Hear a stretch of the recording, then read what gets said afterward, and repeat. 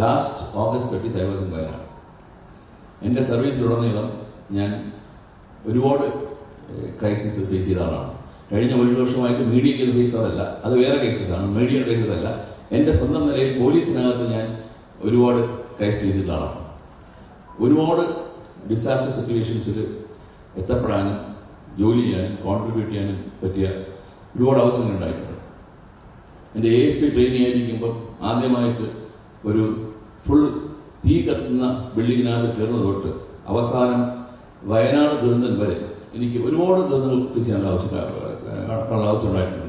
അവിടെയൊക്കെ ഞാൻ കണ്ട ഒരു കൺസെപ്റ്റ് എന്ന് പറഞ്ഞാൽ, contrary to the common belief that മനുഷ്യന്മാർ മോശമാണ് അല്ലെങ്കിൽ ലിവിങ് ബീങ്സ് മോശമാണ് എന്നുള്ളത് നമ്മൾ പലപ്പോഴും മീഡിയ കണ്ടുകൊണ്ട് നമുക്ക് മൊത്തം തോന്നും ഇതെന്തോ എല്ലാം പ്രശ്നമാണുള്ളത്. പക്ഷെ അങ്ങനെയല്ല. എല്ലാ ദുരന്തമുഖത്തും എല്ലാ ഡിസാസ്റ്ററിനെ കണ്ടുള്ളതെന്ന് വെച്ച് കഴിഞ്ഞാൽ മനുഷ്യൻ്റെ നന്മയാണ്. ഇത്രയും മനുഷ്യൻ്റെ ഉള്ളിൽ നന്മയുണ്ട് എന്നുള്ളത് നമ്മൾ ഒരു ദുരന്തമുഖത്ത് പോകാമെന്ന് പറയാൻ പറ്റും.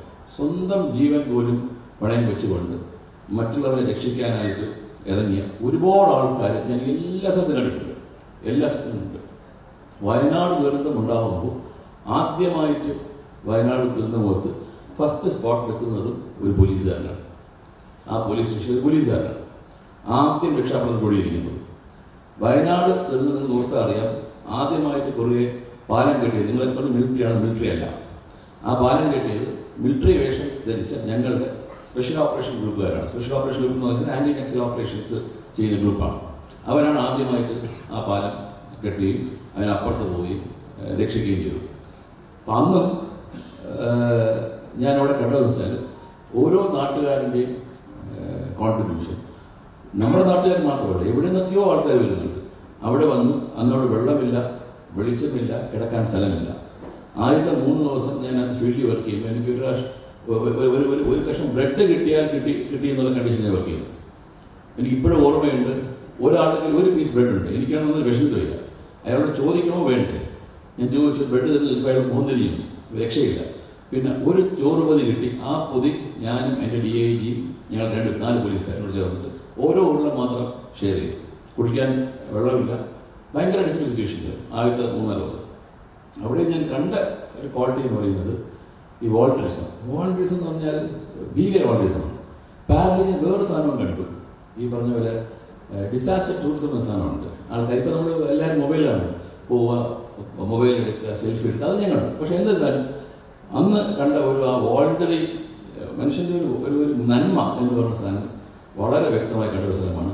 ഇന്ന് ആ ദിവസമായിട്ട് ഞാൻ ഓർത്തതാണ്. എനിക്കിന്ന് ഓർമ്മയുണ്ട്, വയനാട് ദിവസം ഞാൻ 15 ദിവസം അവിടെ ഉണ്ടായിരുന്നു.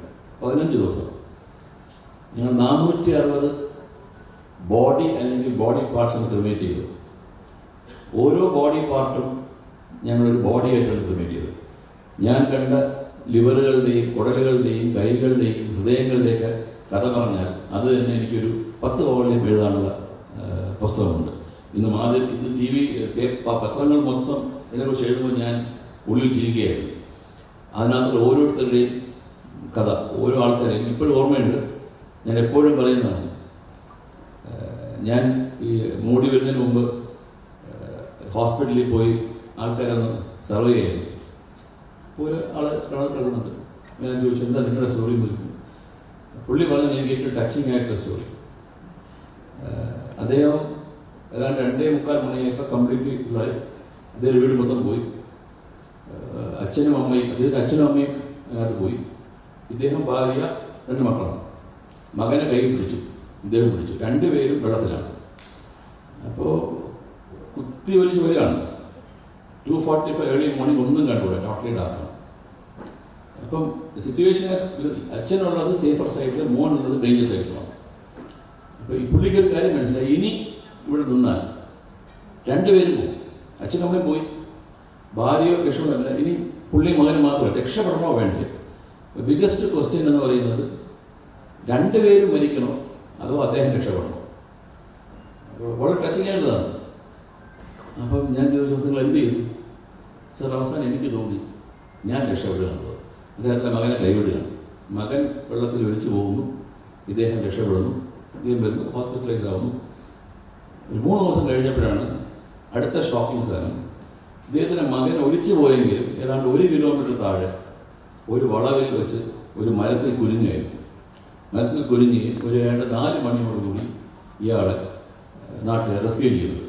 3 ദിവസം ശേഷമാണ് അറിയുന്നത് ഇയാളുടെ മകൻ ആ ഹോസ്പിറ്റലിൽ വേറെ പറ്റി കിടപ്പണമെന്ന് കാര്യം. എന്നാൽ അവിടെയും ഈ പറഞ്ഞതുപോലെ ഒരു പക്ഷേ അദ്ദേഹത്തിൻ്റെ ഉള്ളിൽ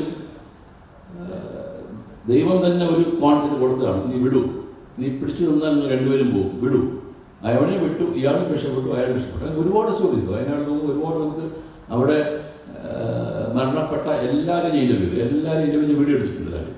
അപ്പോൾ ഓരോ സ്റ്റോറിയാണ്. അപ്പോൾ അവിടെയൊക്കെ നമ്മൾ പോകുമ്പോൾ മനുഷ്യൻ്റെ വില ഇത്രയേ ഉള്ളൂ എന്നും ഇതൊന്നും വലിയ അർത്ഥമില്ലാന്നും ഉള്ള ജീവിതം എത്ര നന്നായിട്ട് ഭംഗിയായിട്ട് മറ്റുള്ളവർക്ക് സഹായമായി ജീവിക്കാമെന്നുള്ളത് ഞാൻ പഠിച്ചു.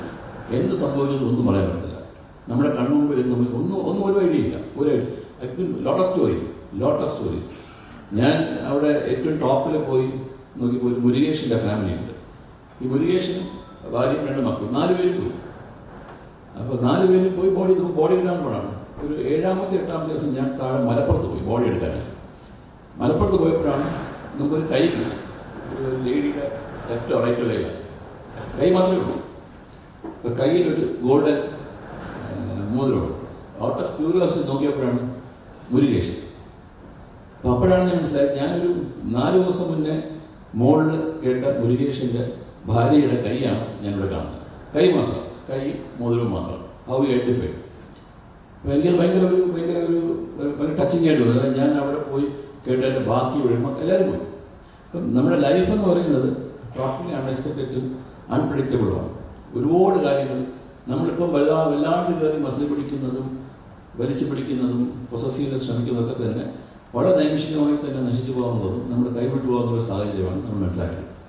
അതുകൊണ്ട് തന്നെ ഉള്ള സമയത്ത് എങ്ങനെ ഹാപ്പിയായിട്ട് ജീവിക്കുന്നതിൻ്റെ ഭാഗമായിട്ട് മറ്റുള്ളവരെങ്ങനെ സഹായിക്കാം, അത് നിങ്ങൾക്ക് എന്ത് എല്ലാവർക്കും എല്ലാം കോൺട്രിബ്യൂട്ട്, നിങ്ങൾക്ക് എന്ത് കുറച്ച് കോൺട്രിബ്യൂട്ട് ചെയ്യാൻ പറ്റും. ആ കോൺട്രിബ്യൂഷൻ നിങ്ങൾക്ക് എന്ത് ചെയ്യാൻ പറ്റും, അതാണ് നിങ്ങളുടെ, അതായത് നിങ്ങളുടെ ഒരു ഒരു ഒരു ഒരു ഒരു എന്താ പറയുക, ഒരു സ്പിരിച്വലായിട്ട് നോക്കുകയാണെങ്കിൽ സ്പിരിച്വൽ ഗ്രോത്തിനും കംഫർട്ടിനും നിങ്ങൾക്ക് സഹായമാകുക.